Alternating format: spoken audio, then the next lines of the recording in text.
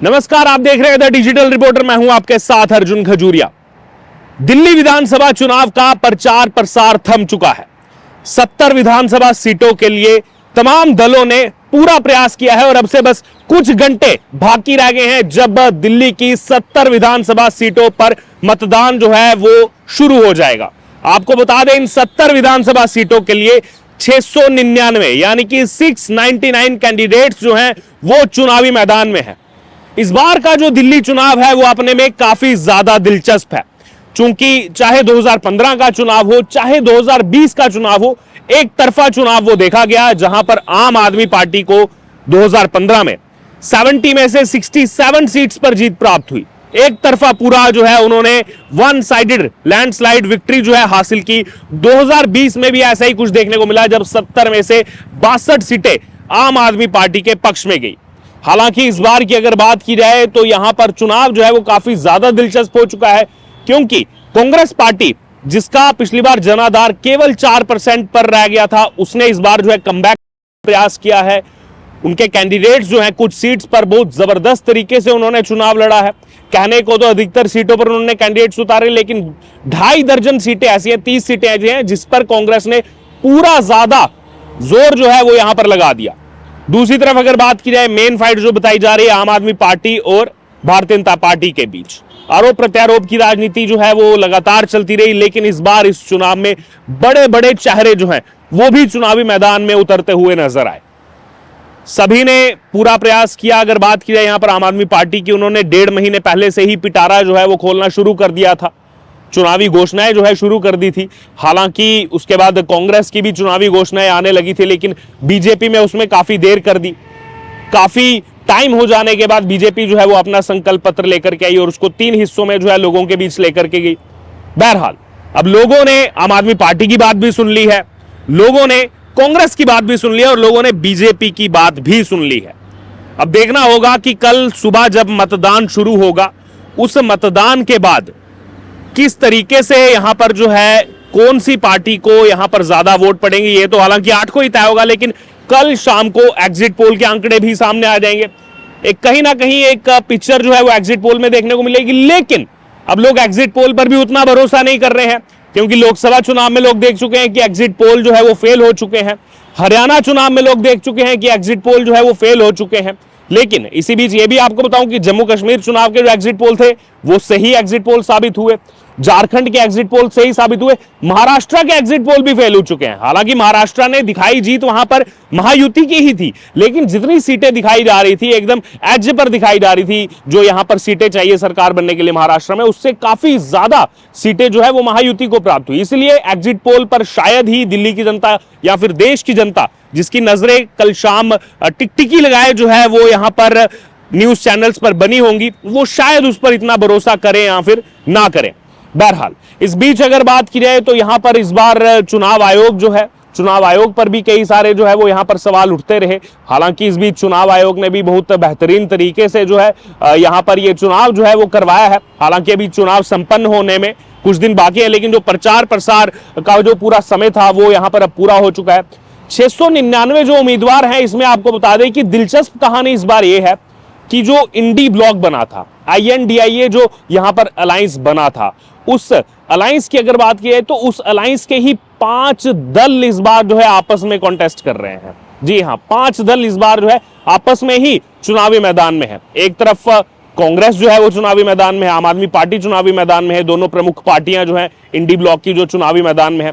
इसके अलावा अगर बात की जाए तो CPI communist party of India, उन्होंने भी अपने कैंडिडेट्स उतारे हैं। CPIM communist party of India Marxist, उन्होंने भी अपने कैंडिडेट्स उतारे हैं। और CPIML यानी कि communist party of India marks Lenin, इन्होंने भी अपने जो है कैंडिडेट उतारे हैं। और ये पांचों दल जो है, वैसे अगर देखा जाए लोकसभा स्तर पर या फिर केंद्र के स्तर पर, तो ये विपक्ष की भूमिका में है और एक साथ है इंडी ब्लॉक में।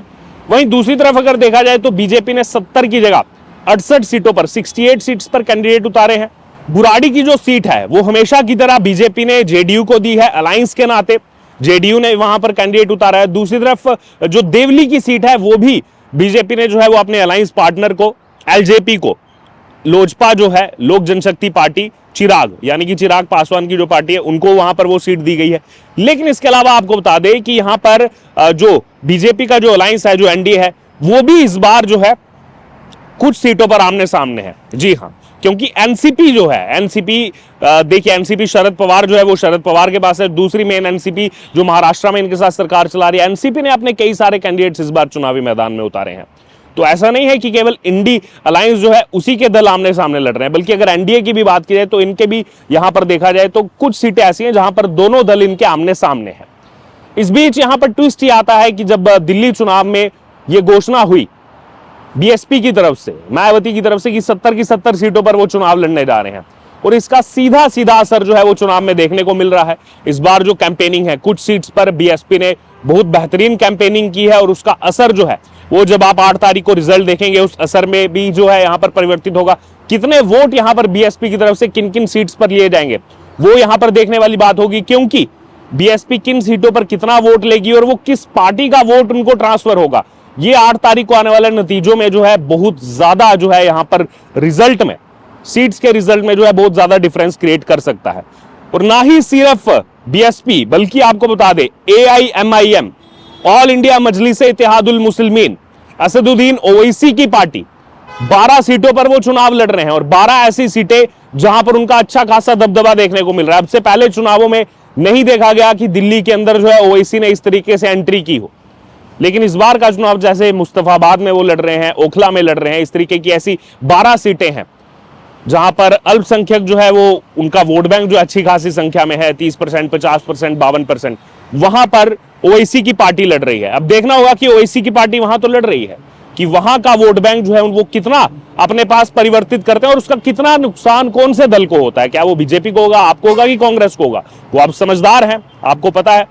बहरहाल इस बार यह भी देखने को मिलेगा कि चुनाव जो है वो घोषणा के साथ ही कहा गया था कि बुधवार को करवाया जा रहा है, वेडनेसडे को करवाया जा रहा है, ताकि ज्यादा से ज्यादा संख्या में लोग निकल करके आए, ज्यादा से ज्यादा संख्या में लोग निकल करके वोट डालने जाएं, ताकि वोटिंग परसेंटेज बढ़े।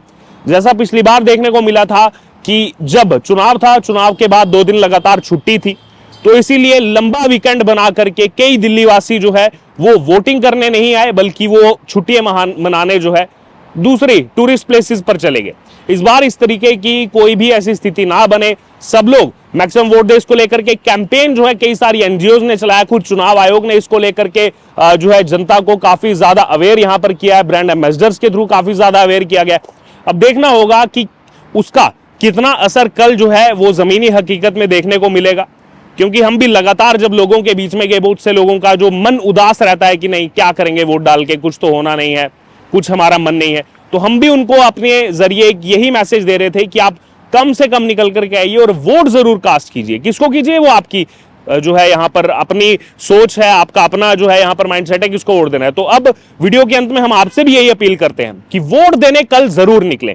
सारे रिकॉर्ड अब तक जो है दिल्ली चुनाव के वो कल टूटने चाहिए, और बड़ी संख्या में आप लोग निकल करके आए, जितना ज्यादा से ज्यादा मतदान हो वो मतदान आपको करना चाहिए। किसको करना है अब तक प्रचार प्रसार में आप सब देख चुके हैं, किसका क्या मैनिफेस्टो है, कौन जनता के लिए क्या कर रहा है, लोकल स्तर पर कौन कैंडिडेट कैसा है, कौन जो है आपकी बात सुन सकता है, कौन आपकी बात को आगे रख सकता है, कौन आपकी समस्याओं का समाधान कर सकता है, आप सब जानते हैं। तो यही अपील करेंगे अंत में, जरूर निकल करके आए बड़ी संख्या में। और कल चुनाव में जो भारत एक लोकतांत्रिक देश, दुनिया का सबसे बड़ा लोकतांत्रिक देश है, इसमें जो ये ब्यूटी है डेमोक्रेसी की, जो हम सबको एक राइट मिला है वोट डालने का, उसको जरूर कल हम एक्सरसाइज करें।